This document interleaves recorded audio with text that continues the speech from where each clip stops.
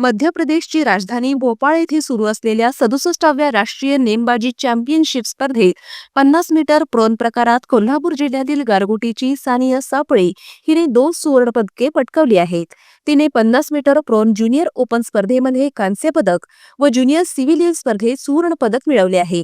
याचबरोबर 50 metre prone या प्रकारामध्ये ज्युनियर नॅशनल टीममध्ये सुवर्ण पदक व ज्युनियर सिव्हिलियन टीममध्ये कांस्य पदक मिळवून महाराष्ट्राचे नाव कोरले आहे। महाराष्ट्र टीमकडून खेळणाऱ्या सानियाने अंतिम टप्प्यात 623.1 गुणफरकाने विजेतेपद मिळवून रेकॉर्ड केले आहे। तसेच याआधी थायलंड येथील शूटिंग स्पोर्ट्स असोसिएशनच्या वतीने आयोजित बँकॉक आंतरराष्ट्रीय ओपन शूटिंग चॅम्पियन स्पर्धेत कांस्य पदक मिळवले आहे। तिला आंतरराष्ट्रीय कोच सद्गुरू दास यांचे मार्गदर्शन लाभले।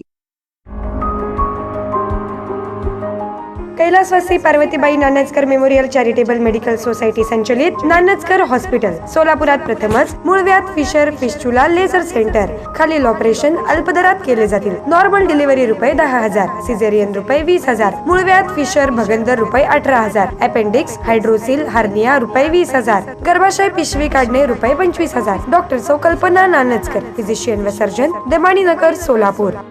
मोबाईल 9850 55 83 43। गरजू रुग्णांनी संपर्क साधावा।